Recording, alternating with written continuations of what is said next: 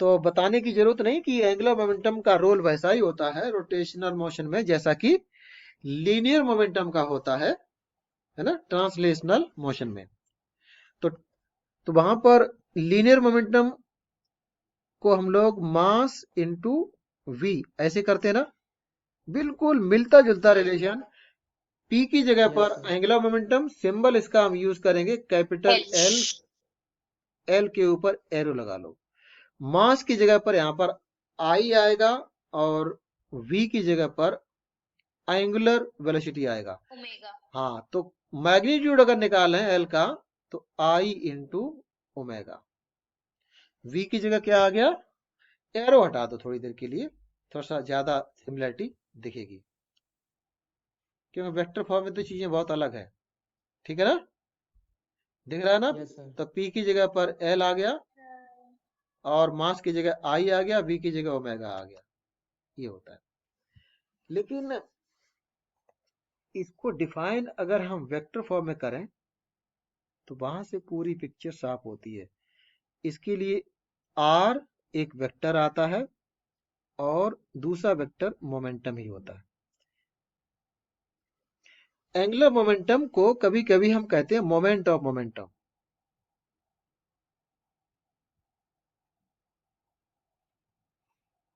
Moment of momentum बहुत short में अगर इसको आप डिफाइन करोगे तो आप कह सकते हो it is moment of momentum. Momentum जो कहते हैं तो कौन सा, लीनियर मोमेंटम है, ठीक है, ये वाला। और आर आ गया तो आर क्रॉस पी, इसका मतलब मोमेंट ऑफ मोमेंटम, ये हो जाता है। ओके, क्लियर है वेक्टर। Yes sir. ये तो अपनी वेक्टर फॉर्म होगी। अब नेचुरली इसकी जब अगर आप मैग्नीट्यूड निकालोगे तो r into p into sine sine theta. Theta ऐसे लिख लोगे। और उसको कई तरीके हैं लिखने के, है ना। एक बार समझ लो बेसिक्स को। जैसे अगर हम इस तरह से एक्सिस को दिखा दें, इधर एक्स एक्सिस है, इधर वाई एक्सिस है, और जो पॉइंट ओ है उसके अबाउट आप निकाल रहे हो। कोई पार्टिकल ले लेते हैं, सपोज ये पार्टिकल, यहाँ पर एंगुलर मोमेंटम पहले हम पार्टिकल के लिए निकालेंगे, उसके बाद फिर रिजिड बॉडी के लिए बात कर लेंगे, ठीक है। तो फिलहाल हम ये जो डिफाइन कर रहे हैं, समझने की कोशिश कर रहे हैं, ये एक पार्टिकल के लिए समझने की कोशिश कर रहे हैं। तो मैं यहाँ पे लिख भी देता हूँ, ठीक है ना, ऐसे करके। Number 1 for a particle.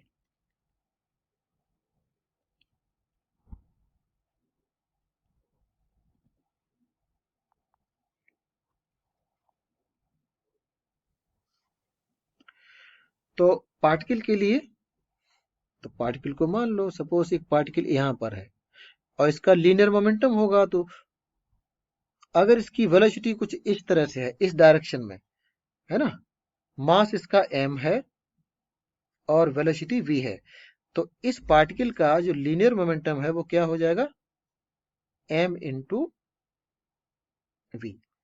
और ओरिजिन के रिस्पेक्ट में इसका जब पोजीशन वेक्टर हम लोग लिखेंगे, ओ के अबाउट निकालना है, तो ओ से जाने वाला परपेंडिकुलर आप दिखा दो, ये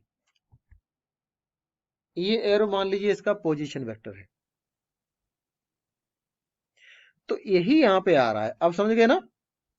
जब हम r क्रॉस p करते हैं तो r का मतलब क्या होता है, पोजीशन वेक्टर, ठीक है, जिसके अबाउट हम निकाल रहे होते हैं एंगुलर मोमेंटम।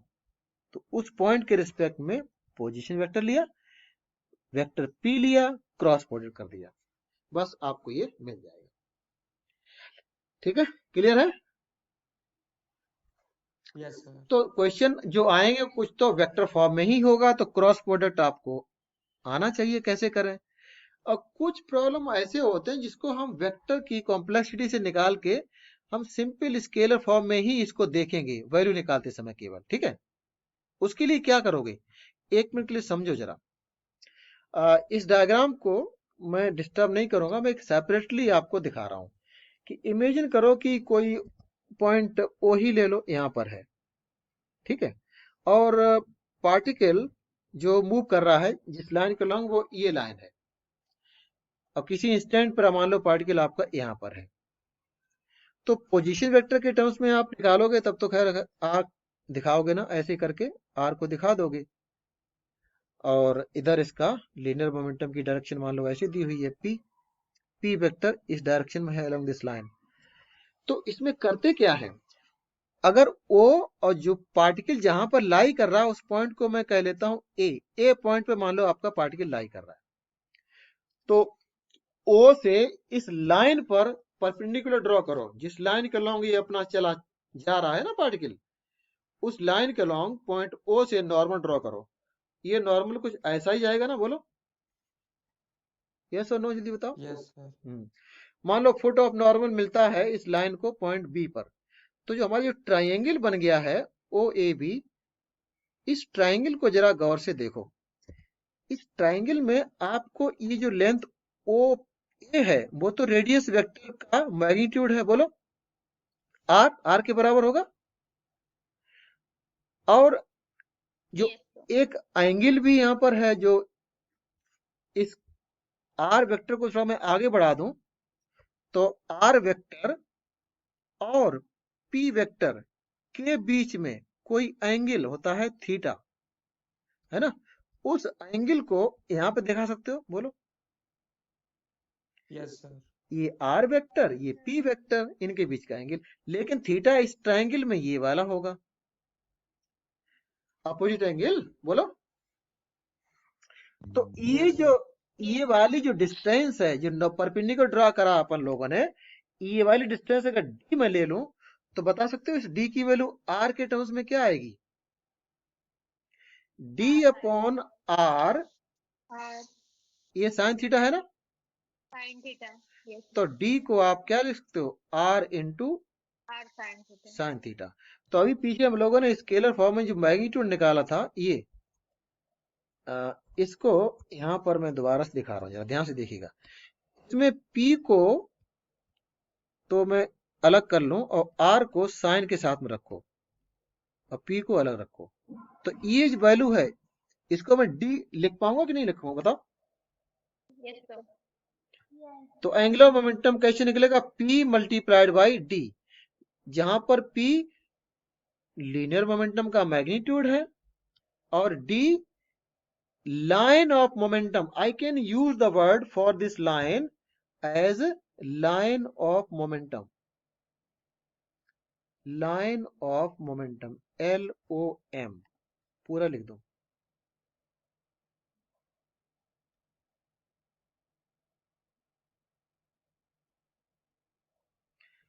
तो लाइन ऑफ मोमेंटम जो है वहां से उस पॉइंट की परपेंडिकुलर डिस्टेंस जिसके अबाउट आप निकालना चाह रहे हैं, क्या, एंगुलर मोमेंटम। ये डिस्टेंस अगर पता है तो आप डायरेक्टली निकाल सकते हैं सीधा P इंटू डी करके, है ना, स्केलर फॉर्म में वैल्यू। ठीक है, जहां तक डायरेक्शन की बात है क्लॉकवाइज या एंटी क्लॉकवाइज टर्म्स में हम बाद में बात कर लेंगे, वैल्यू ऐसे आ जाएगी। मैं एक एग्जांपल देता हूं, ये पॉइंट उससे और ज्यादा क्लियर होगा कि इमेजिन करो कि एक पार्टिकल सर्कुलर पाथ में अपना चल रहा है, ठीक है, सर्कुलर पाथ में एक पार्टिकल ऐसे मूव कर रहा है और किसी इंस्टेंट पर ये पार्टिकल यहां पर है। तो जब ये सर्कुलर पाथ मूव करेगा तो नेचुरली इसकी वेलोसिटी यहां पर कुछ ऐसी होगी ना, क्लॉकवाइज चल रहा होगा तो इसकी वेलोसिटी ऐसे होगी, है ना, मास मान लो m है, और सर्कुलर पाथ जो है उसकी रेडियस को अगर मैं ऐसे दिखाऊं, ये वाली, और इसके सेंटर को मैं O से ही अगर नोट करूं और इसकी ये रेडियस है, तो अगर आपके पूछ दिया जाए कि O पॉइंट के अबाउट बताइए क्या होगा एंगुलर मोमेंटम, सर्कुलर मोशन में जो पार्टिकल मूव कर रहा है ना, इस पार्टिकल का एंगुलर मोमेंटम इसके सेंटर O के अबाउट क्या होगा। तो इस केस में जो लाइन ऑफ मोमेंटम यही तो है ना, अगर वेलोसिटी v है तो p की वैल्यू को आप m इंटू वी लिख लेंगे, एम आई राइट।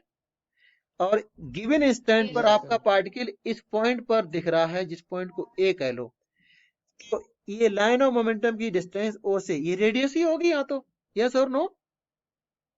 Yes sir. तो यहाँ पर इस वाले सिचुएशन में d की जगह पर सीधा r ले लेंगे, तो देयरफॉर एंगुलर मोमेंटम जब o के अबाउट निकालोगे तो हो जाएगा P इंटू डी बोले तो mv इंटू आर, है ना। Yes sir. और Yes. इंसिडेंटली सर्कुलर मोशन में हमेशा ही ये डी की वैल्यू आर के बराबर ही रहेगी, क्योंकि पार्टिकल जब कभी यहां पर होएगा इस जगह पर तो उसका वेलोसिटी इधर होगा, तो ये रेडियस ऐसे हो जाएगी। Are you getting? Yes sir. Yes, तो, sir. तो सर्कुलर मोशन में फॉर्चुनेटली हमेशा ही आपको ऐसा मिल जाएगा कि एम वी इंटू आर करके आ जाएगा। तो सर्कुलर मोशन में एंगुलर मोमेंटम ऐसे लिखा जाता है। आप लोगों ने बोहर मॉडल पढ़ लिया क्या? केमिस्ट्री में पढ़ लिया होगा, इसमें तो बात Yes, बात यस sir. सर। तो बोहर मॉडल में आता ना angular momentum M v r, उसको लिखते हैं yes sir. Yes, sir. For, आता है. हाँ, for the electron that revolve in circular orbit, है ना। तो इस तरह Yes. से आता है। वहां NDR बताते, equal to NH by 2 pi. वहां पे कहते हैं कि यही एंगुलर मोमेंटम जो है कंजर्व होता है n टाइम्स h अपॉन 2 पाई, कहते हैं ना। Yes sir. Yes, तो sir. इस रिलेशन को यूज करके फिर हम radius of the orbit, speed in the orbit, उसके लिए डिराइव करते हैं एक्सप्रेशन को, ठीक है। तो सर्कुलर मोशन में एम वी आर आ जाएगा, बट सर्कुलर मोशन नहीं होगी तो फिर ये डी आपको निकालना पड़ेगा, क्योंकि डी ऐसे करके आया करेगा, वो निकालना पड़ता है, ठीक है। तो इसी को लेके अब एग्जाम में कई सवाल आए हैं। वेक्टर फॉर्म में तो हम बाद में कर लेंगे, वो तो बात की बात है। देखिए, अगर ओके अबाउट, इसी तस्वीर को जरा ध्यान से देखो, मैं इसको क्लोन कर दिया मैंने पेज। अब मैं ऊपर वाला डायग्राम छोड़ रहा हूं, नीचे वाला हटा रहा हूं, और एल की वैल्यू ऐसे आ गई है, ये भी है, और बाकी चीजें सब मैं हटा देता हूं यहां से। ये इस डायग्राम में अगर आपको दिख रहा है कि पार्टिकल इस लाइन के अलॉन्ग चलता चला जा रहा है, जब ये पार्टिकल ए पॉइंट पर मान लो है, ए से अलग हटके जब ये पॉइंट ए डैश पर पहुंचेगा, तो वहां पर मान लो इसका ओ के about he angular momentum L dash हो जाता है। तो एल डैश और जो एल पहले था ए पॉइंट पर, दोनों में क्या रिलेशन आएगा? क्या दोनों बराबर बने रहेंगे, या एल डैश कम हो जाएगा मैग्नीट्यूड में, या एल डैश ज्यादा हो जाएगा? मैं सवाल जो पूछ रहा Sir, हूं, equal. यही पार्टिकल इस लाइन पर चलते चलते कभी ए पर पहुंचेगा, तब ओ के अबाउट उस समय जब निकालोगे तो एंगुलर मोमेंटम सेम ही बना रहेगा या कम हो जाएगा? आर डैश तो बदल जाएगा, देखो देखो ना, R dash O A dash ज्यादा हो Yes, गया ना, sir. Yes sir. But angular momentum L dash क्या आएगा? सेम रहेगा. सेम है। अगर कांस्टेंट वेलोसिटी से लाइन के लॉन्ग जा रहा है तो लाइन ऑफ मोमेंटम या लाइन ऑफ मोशन की डिस्टेंस ओ से वो तो वही रहे, चाहे इस ट्रायंगल को Yes, लेके sir. निकालोगे डी, डी तो वही आने वाला है। तो इसमें आंसर क्या आता है? ये आता है। ये सवाल नीट में आ चुका है आपके मॉड्यूल में, Yes, sir. पक्का इस तरह के सवाल दिए होंगे, आपको एक से ज्यादा मिलेंगे, समझ गए ना। तो इस तरह से आप ध्यान रखना, सवाल कुछ ऐसे होता है। मैं अगले पेज पे डायग्राम और ड्रॉ कर रहा हूं, उसमें कुछ एक्सिस को भी ऐसे दिखा लेते हैं, और फिर कहते हैं कि एक पार्टिकल है इस लाइन के अलोंग जा रहा है, जिस लाइन को मैं ऐसे दिखा रहा हूं, ये लाइन है, और ओ के अबाउट एंगुलर मोमेंटम की बात हमें करनी है। तो कभी ये पॉइंट पार्टिकल आपका वाई एक्सिस पर, वाई एक्सिस को क्रॉस कर रहा था, तब इसका एंगुलर मोमेंटम L1 था, ओके अबाउट, और जब ये एक्स एक्सिस क्रॉस करता है आके, तब इसका एंगुलर मोमेंटम L2 हो जाता है। तो पूछ लिया था कि L1 और L2 में क्या रिलेशन होगा, ये वाला होगा या डिफरेंट होंगे? यही होगा ना, बोलो। Yes sir. हाँ, Yes.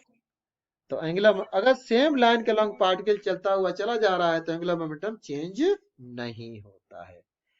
जहां तक वैल्यू की बात अगर निकालनी है तो कैसे निकालोगे? अगर कभी वैल्यू निकालनी पड़ जाए तो वैल्यू क्यों निकाल पाओगे? जब आपको कुछ दिया जाएगा एक्स्ट्रा, जैसे इसकी वेलोसिटी दी हुई होगी, इसका मास दिया हुआ होगा, मान लो 1 kg मास है, वेलोसिटी की वैल्यू है 5, और आपको ये जो परपेंडिकुलर डिस्टेंस यहां से यहां तक की है d, ये भी डायरेक्टली या इनडायरेक्टली दी हुई होगी। बोलो। तो मैं इस सवाल में d की वैल्यू दे देता हूं। सपोज ये मास वेलोसिटी और d की वैल्यू मान लो 2 मीटर है। तो बताओ व्हाट इज एंगुलर मोमेंटम। दोनों बराबर है, दोनों की वैल्यू किसके बराबर आएगी? 10 सीधा p इंटू डी कर 10 लोगे। p का Yes, वैल्यू sir. mv और d का वैल्यू d। तो m 1 किलो, v 5 और d 2, वैल्यू आ जाएगी 10। यूनिट निकलेगा, क्या यूनिट होगा बताओ?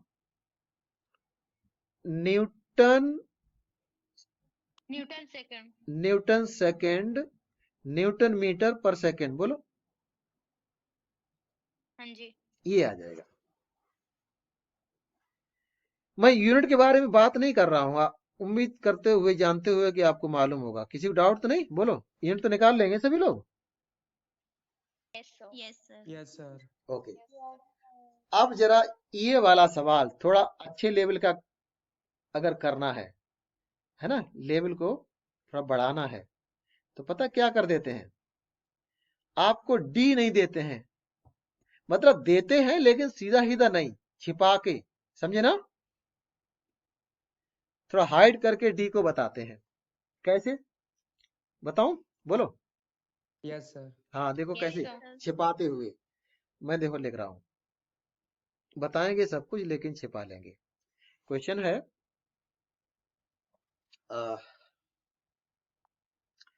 A particle moves along the line, ये लिखा, और उसके बाद में लाइन का इक्वेशन लिख दिया। लाइन का इक्वेशन कुछ इस तरह से, y equal to 2x plus 4। Okay. और इसके अलावा पार्टिकल का जो मास है वो दिया हुआ है, मान लीजिए वही वैल्यूज ले लेते हैं 5। स्पीड है 5 मीटर पर सेकेंड, मास 1 kg। तो पूछ लिया है कि एंगुलर मोमेंटम है ना अबाउट ओरिजिन इज, निकालो जरा।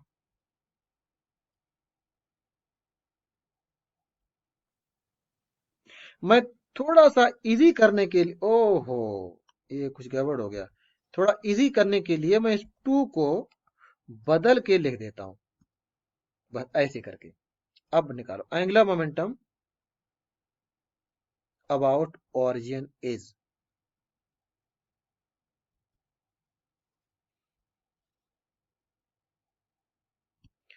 ये लाइन है जिसके अलोंग आपका पार्टिकल अपना जा रहा है, और पार्टिकल का मास दे दिया है, वेलोसिटी दे दी है।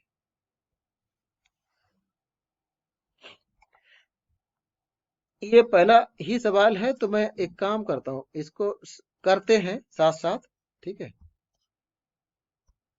मैं भी करता हूं। सबसे पहले तो आप इस सवाल को करने के लिए डायग्राम तो बना लिया करो। फायदा होता है डायग्राम बनाने से, पता है, दिख जाता है कि क्या हो रहा है ना? हेलो। ये लाइन Yes, हमारी sir. ऐसे करके कोई लाइन है, इस लाइन के लॉन्ग आपका पार्टिकल जा रहा है, किधर जा रहा है उससे फर्क नहीं पड़ता। मान लो इस पार्टिकल को हम इधर दिखा लेते हैं, इधर जा रहा है, तो इसकी वेलोसिटी की वैल्यू और मास ये तो दिया है हमें। इसमें ये डी है ये वाला, ये डायरेक्टली नहीं दिया है, लेकिन हमें कुछ एंगल दे दिया है ना? फिर देखो मैंने, हाँ, यहाँ मुझे माइनस साइन लगाना पड़ेगा, ठीक है? चलो, जो मैंने डायग्राम बना दिया उसके हिसाब से यहाँ पर माइनस साइन आ जाएगा। आप भी लगा दो minus sign. y equal to minus X plus 4 या y equal to 4 minus X. तो 100 आ जाएगा। इस वाले सिचुएशन को देखकर क्या आप बता लोगे कि डी क्या होगा?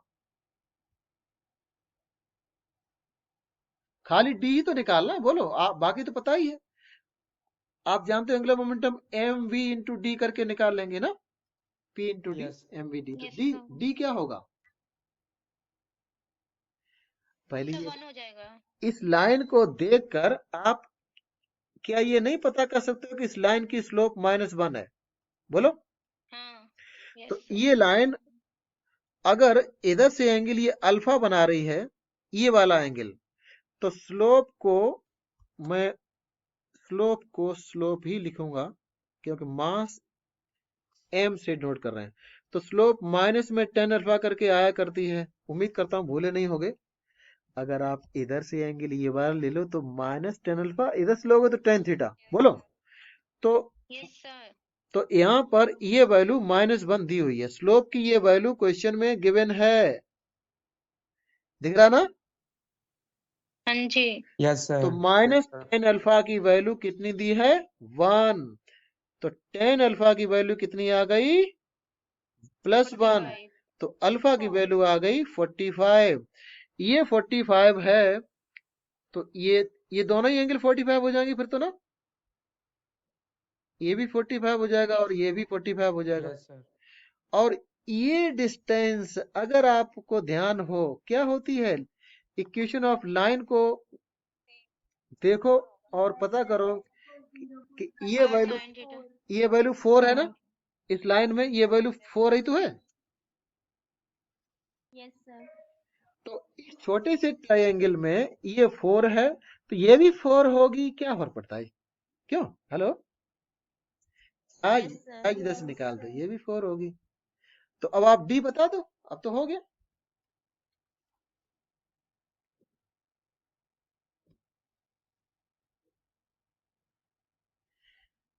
अरे इस डिस्टेंस को अगर मैं एक्स कुछ क्या कह लो, एक्स नॉट से नोट कर लेता हूं, तो डी अपॉन एक्स नॉट 1045 होगा कि नहीं होगा?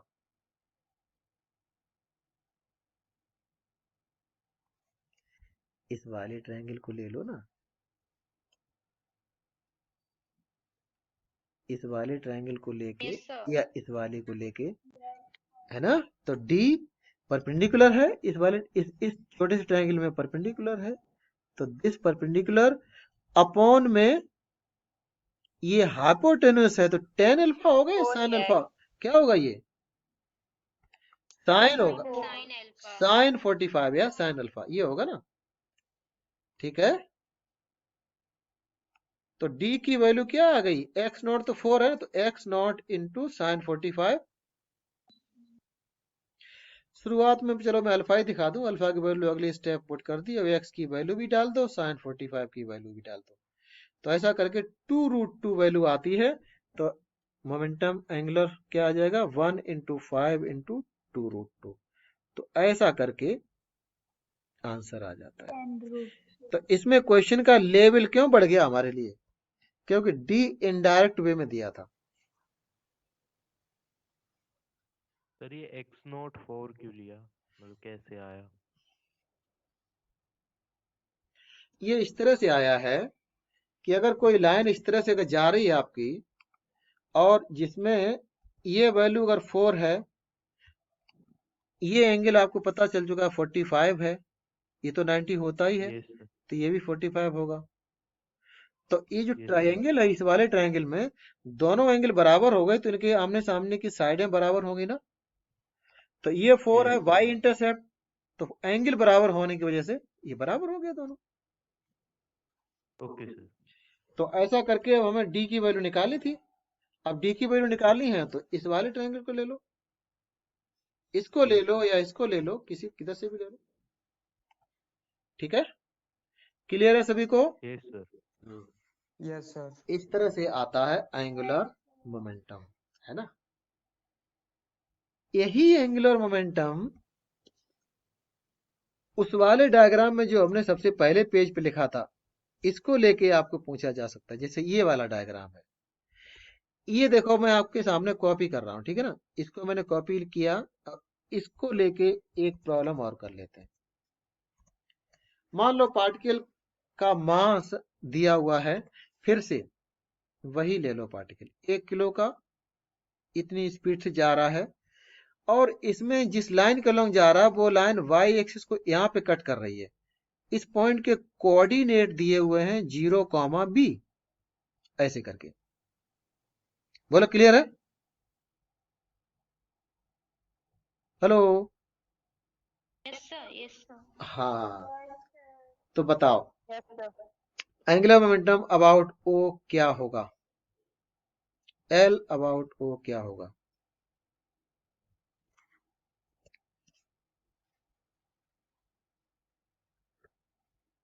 मास दिया है, वेलोसिटी दी है,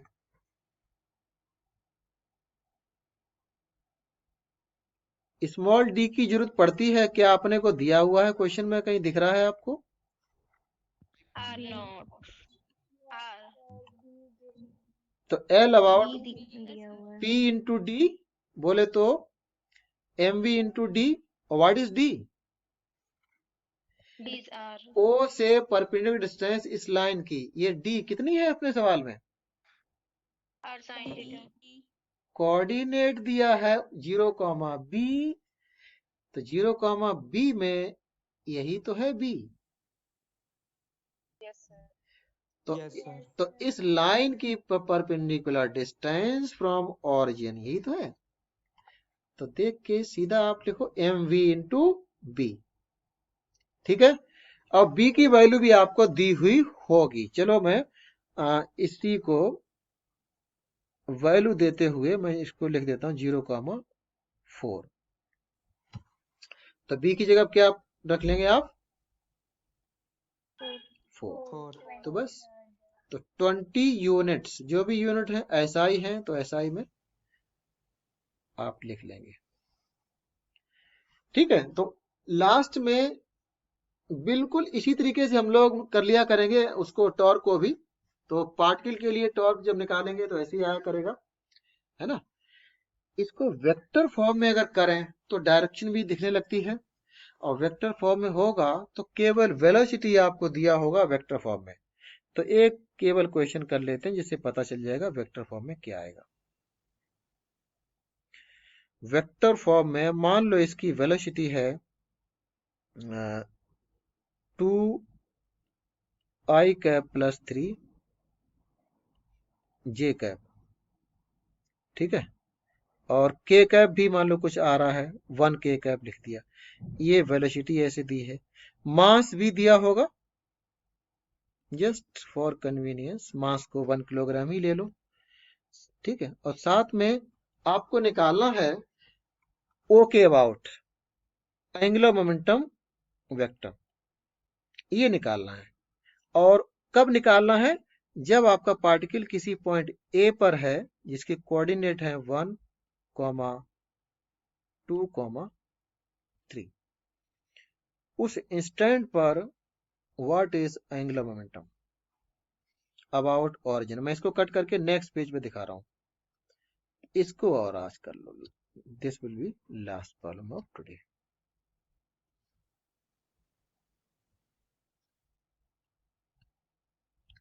ठीक है, एंगुलर मोमेंटम कब निकालना?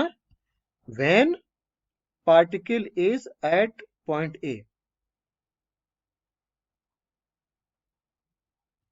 Particle is at point A. 11। अब की बार वेक्टर फॉर्म में ही आएगा, ये ध्यान रखना।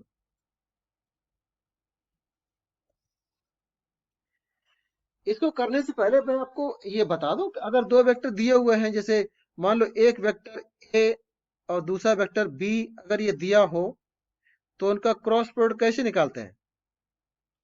ए cross B, into B.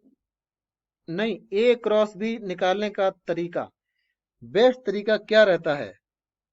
Best तरीका ये रहता है कि आप, सारे डिजिट को आई कैप जे कैप के कैप को लिख लेते हैं। हाँ, आप डिटर्मिनेंट टाइप का ऐसे बनाते हैं, आई कैप, जे कैप, के कैप। आगे चल के और सिंपल कर लेंगे, पहले क्योंकि तीनों ही दिए हैं आई कैप जे कैप, तो आप इस तरह से एक बार देख लो। मान लो ए वेक्टर फॉर, यही मैं दिखा लेता हूं, यही वेक्टर ए ले लेते हैं। अब बी को मैं लिख रहा हूं ऑरिजिन के हिसाब से आर वेक्टर क्या बनेगा, वेक्टर ओ ए बनेगा ना।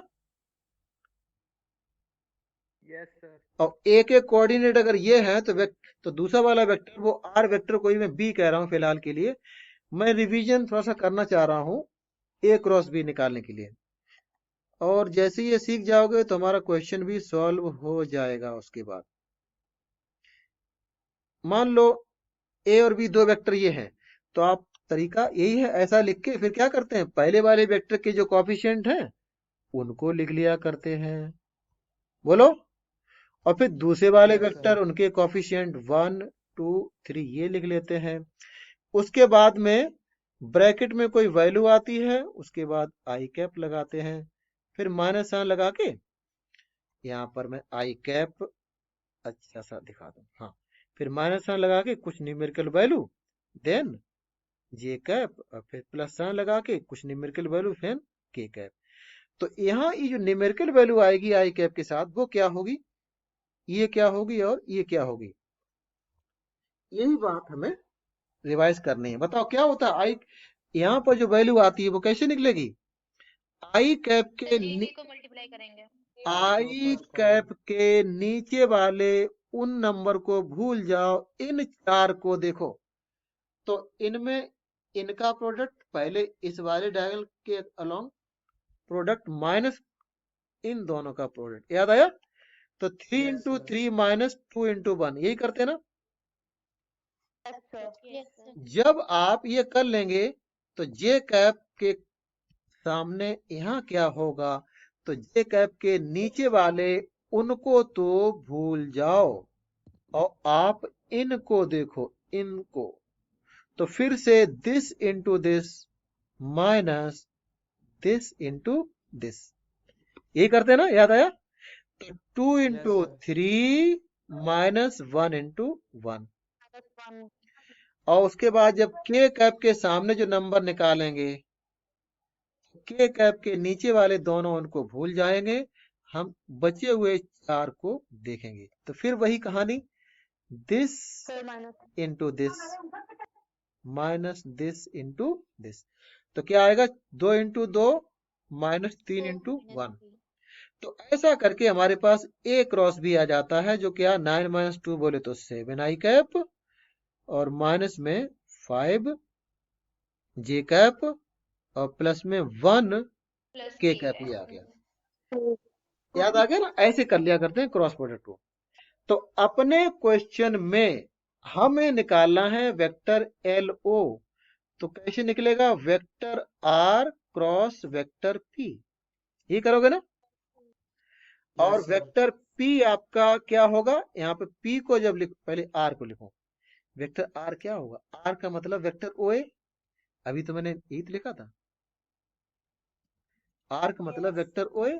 क्योंकि आपका जो, अगर मैं फिर से एक डायग्राम यहाँ पे दिखा दूं ऐसे करके, है ना, और पार्टिकल आपका मान लो यहाँ पर है, तो आपको वेक्टर आर ये लेना पड़ता ना ऐसे करके, और इस आर वेक्टर का क्रॉस प्रोडक्ट किसके साथ करते हैं, इसका जो मोमेंटम होगा, ठीक है, मोमेंटम वेक्टर।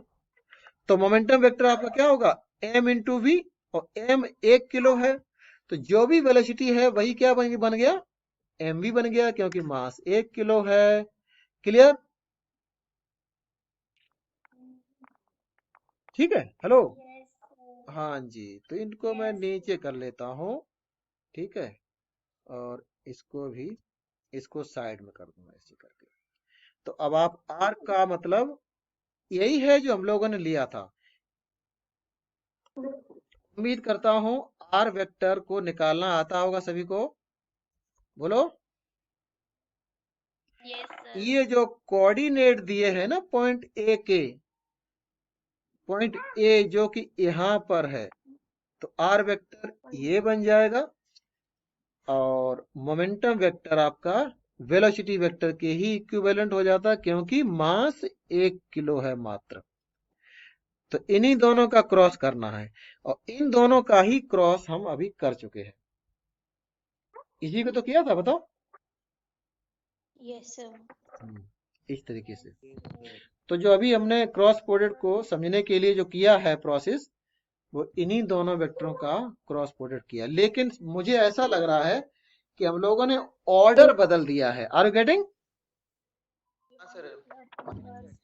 ऑर्डर बदल दिया है ना, यस सर। क्योंकि Yes, इसका sir. जब वैल्यू निकालोगे तो ऐसे करके लिखोगे। मैं एक काम करता हूं, मैं एक पेज को एक्स्ट्रा ले लिया और जो पहले किया था उसको मैं हटा दूं, उसको मैंने हटा दिया। और अब हमें ये नहीं निकालना है। क्या निकालना है इसमें? ये जो कोएफिशिएंट पहले वाले वेक्टर के हैं वो ऊपर होंगे और ये वाले नीचे रहेंगे। ऐसे करना होगा।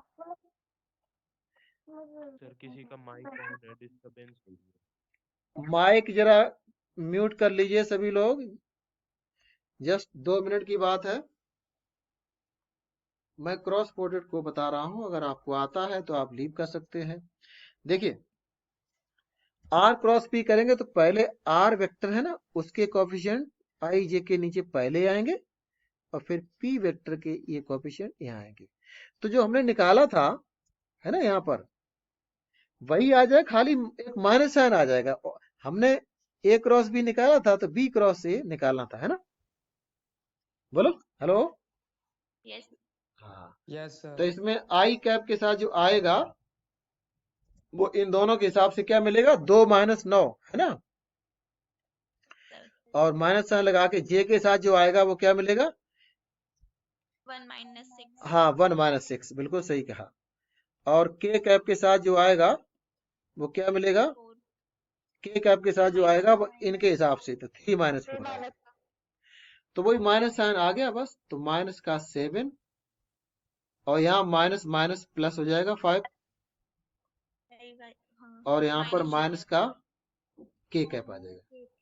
तो जस्ट उसी में देखो, नहीं माइनस साइन आ गया ना, बस और कुछ नहीं है। बोलो क्लियर? हाँ। Yes, sir. Yes, sir. अच्छा सुनो एक बात, जस्ट 1 मिनट की बात है। ये जो हमने निकाल लिया है इसके बारे में थोड़ा सा और समझ लो। जस्ट लास्ट में पेज को मैं बढ़ा दूं, उसमें एक बात और बता दूं। देखो यहाँ पर एंगुलर मोमेंटम के 3 कंपोनेंट हैं। एक कंपोनेंट आपका आई कैप के साथ है ना, एक कंपोनेंट जे कैप के साथ और दूसरा के कैप के K साथ। cap के तो एक्चुअली ये जो एक्स कंपोनेंट है एंगुलर मोमेंटम का वो यहाँ पर क्या है, -7 वैल्यू है। -7. और वाई कंपोनेंट क्या है, 5 है। 5. और जेड कंपोनेंट क्या है, -1. -1। तो जब हम लोग पार्टिकल के लिए निकाला करते हैं तो ये सब कंपोनेंट आते हैं, बट आगे जब हम लोग रिजिड बॉडी के लिए एंगुलर मोमेंटम निकालेंगे तो उसमें केवल एक कंपोनेंट आएगा। वो कौन सा होगा बताओ, जेड कंपोनेंट, अकेला जेड कंपोनेंट। ठीक है, क्योंकि उस केस में वेलोसिटी और आर वेक्टर दोनों में केवल एक्स वाई होंगे, जेड होएगा ही नहीं। तो उनका जब क्रॉस करते हैं तो वो केवल के कैप के साथ आता है। ठीक है, हेलो। हम Yes, लोग sir. कर चुके हैं, हम लोग कर चुके। मैं इसी को, जो मैं बोल रहा हूं मैं इसी को लेके आपको बताता हूं। ठीक है, इसी को लेके बताता हूं, आराम से देखो। जो भी आपने पढ़ा है वेक्टर में कुछ भी इसमें नया नहीं होगा। जैसे ये है, इसमें जो पी वेक्टर है मास 1 किलो है ना, और वेलोसिटी ये है। तो पी वेक्टर को अगर आप लिखेंगे तो वैल्यू हो जाएगी 5 और वेक्टर आपका एक्स एक्सिस के पैरेलल है। तो can I write P vector as 5 I cap, बताओ। Yes, sir. और इसमें ये कोऑर्डिनेट हमने ये ले लिया है, तो एक काम करते हैं खाली उसी को दिखा लेते हैं। मान लो ये कोऑर्डिनेट आपका ये है ना, और दूसरा वाला कोऑर्डिनेट मतलब एक डिस्टेंस हमें और जरूरत पड़ेगी, वो डिस्टेंस भी यहाँ पे मार्क कर देता हूँ। वो वाली ये होगी, ए पॉइंट को साइड में करके इसमें ये जो एक्स एक्सिस पे ये वाला पॉइंट है ना, इसके कोऑर्डिनेट को मैं मार्क करता हूँ 3, 0 ऐसे। तो इस वाले पॉइंट के कोऑर्डिनेट क्या बन जाएंगे? 3,4 हो जाएंगे। बोलो यस और नो। Yes sir. तो यहाँ पर जो वेक्टर आर है, आर बोले तो ओ ए, वो क्या होगा? 3 i cap plus 4 4 J cap. J cap. और आपका जो पी वेक्टर है उसमें अकेला आई कैप आ रहा है। तो इनमें देख रहे कहीं के दिख रहा है?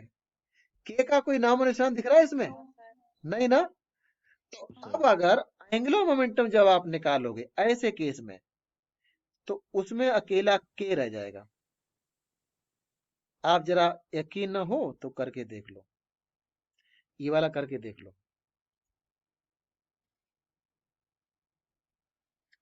करो जरा, इसी पेज में कर लो, क्योंकि पीछे का ये हम हटा देते हैं। यह पीछे हम कर चुके थे, वो वाला था, इसको हटा दो। इसको जब निकालोगे तो आप उसी तरीके से अगर हम करें जैसा अभी कर रहे थे, तो वो एक बार और बना लो इस डिटर्मिनेंट को।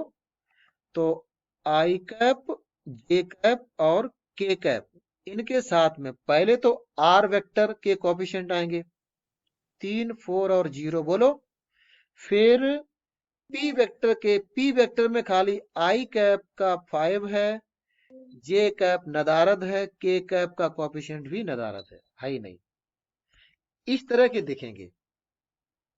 एक बार देख लो, आगे चल के ये सब नहीं करना है ऐसे प्रॉब्लम में जो अभी कर रहे हैं, उसका सीधा तरीका आपके सामने होगा। तो हमें केवल आई कैप का कोएफिशिएंट जब निकालोगे तो कितना आएगा बताओ जरा। और फिर जे कैप का कोएफिशिएंट निकालोगे और फिर के कैप का कोएफिशिएंट निकालोगे तो ये 0 आ जाएगा ना। क्यों 0 आएगा पता है क्या? क्यों 0 आएगा? क्योंकि आई कैप के साथ इन 4 को देखोगे, 0 आ जाएगा ना प्रोडक्ट। Yes sir. और जे कैप के साथ इन 2 को और इन 2 को देखोगे डायगनली, 3 इंटू 0 माइनस 5 इंटू 0, 0 आएगा ना। तो यहाँ पर भी 0।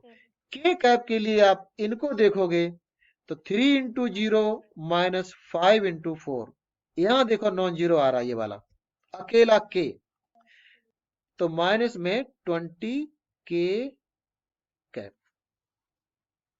आगे ना।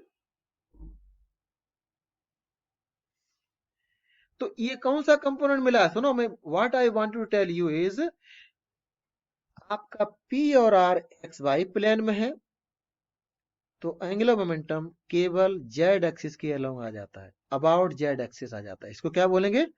This angular momentum is about Z axis. ठीक है,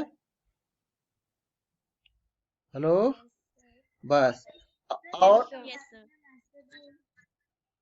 ये सर्किल में मान लो ये एक्स वाई प्लेन में आपका सर्किल है, तो वेलोसिटी और आर एक्स वाई प्लेन में होंगे ना।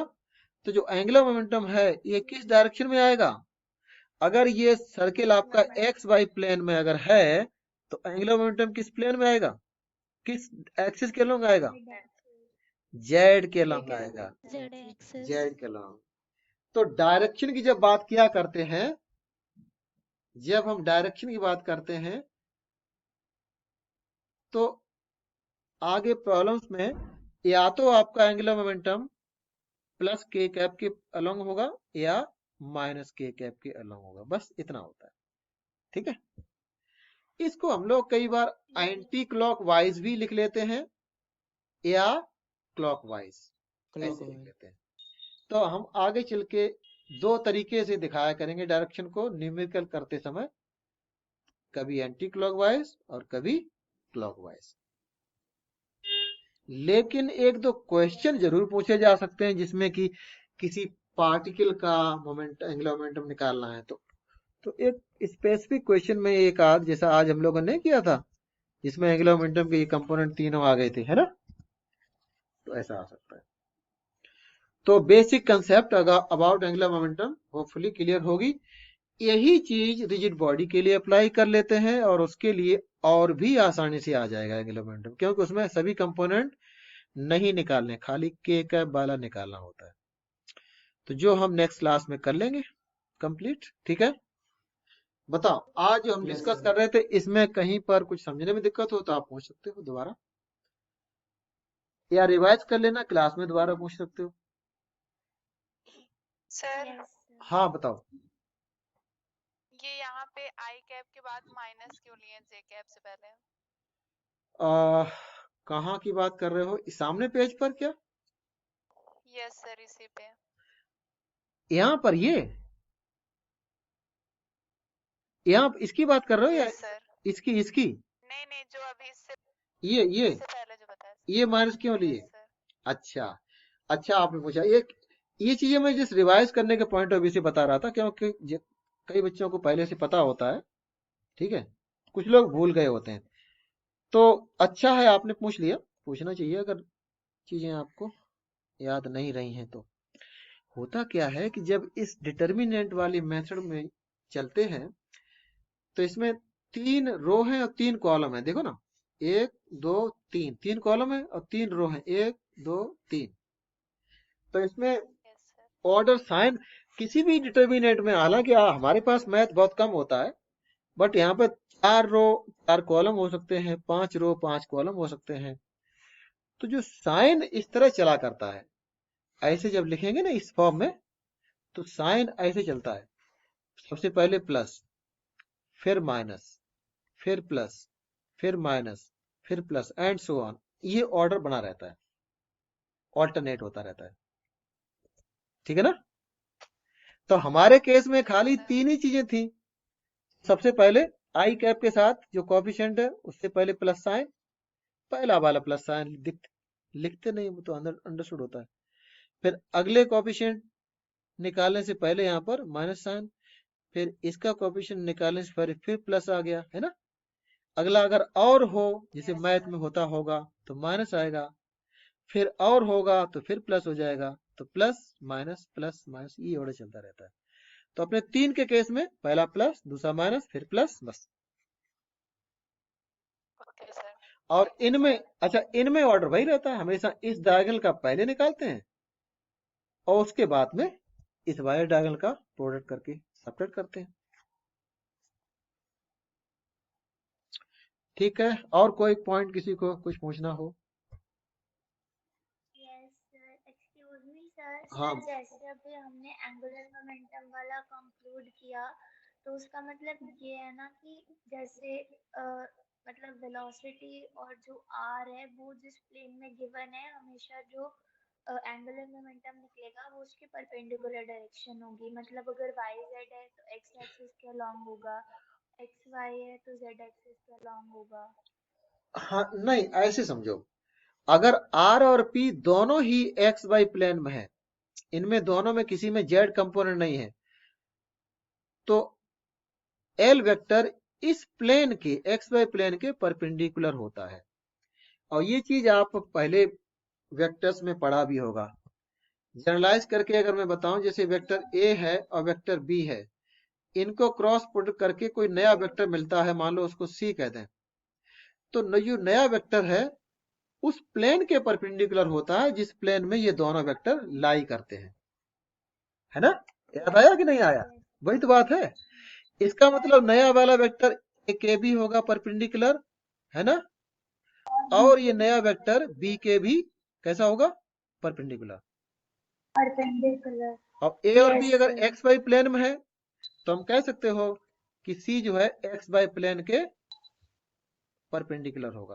परपेंडिकुलर। तो आगे के जो क्वेश्चंस आते हैं जिसमें रिजिड बॉडीज का हम एंगुलर मोमेंटम निकालते हैं, तो वहां के लिए बता रहा था कि आर और पी एक्स वाई प्लेन में होंगे, तो आपका जो सी मतलब एंगुलर मोमेंटम हमेशा किधर आ जाया करेगा, के कैप के लॉन्ग। तो वो मैं आपको बता रहा था कि आगे रिजिड बॉडी के लिए बात करेंगे तो प्लस माइनस के कैप, खाली 2 ही डायरेक्शन होंगी, और इनको भी हम एंटी क्लॉकवाइज या क्लॉकवाइज करके भी आगे चल के दिखा लिया करते हैं, तो डायरेक्शन निकालना आसान हो जाता है, ठीक है। ये बता रहा सर हमेशा एक्स वाई प्लेन में गिवन होती है वेलोसिटी और R distance? Not always, but rigid body के केस में हमारे सिलेबस में जो कुछ आता है उसमें एक्स वाई प्लेन में होता है, क्योंकि अगर रिजिड बॉडी के लिए आर और पी अगर एक्स वाई प्लेन में ना होके 3 डायमेंशन में हो जाएंगे तो एंगुलर मोमेंटम कुछ इस तरह से आएगा कि उसकी डायरेक्शन को बताना संभव नहीं होगा। हाँ, ये बता सकते हो केवल कि देखो भैया कोई पूछे कि एल वेक्टर किधर है, आप कहोगे एल वेक्टर इधर है, इस दिशा में है। इसका यूनिट वेक्टर लेके बता दो भैया देखो इसका यूनिट वेक्टर बता दो इस डायरेक्शन में, लेकिन ये तो नहीं कह पाओगे कि जेड के लॉन्ग है या एक्स के लॉन्ग, ये तो नहीं कह पाओगे ना, क्योंकि वो तो 3D में है। Yes sir. तो प्रॉब्लम आगे की सिचुएशन को सिंप्लीफाई करने के लिए है ना, सिलेबस में इतना ही रखा है कि मोशन ऑफ रिजिड बॉडी, चाहे वो कंबाइंड मोशन हो या प्योर रोटेशन हो, वो हम आर और पी एक प्लेन में होते हैं और एंगुलर मोमेंटम या टॉर्क फिर जेड के लॉन्ग ले लिया करते हैं। ठीक है।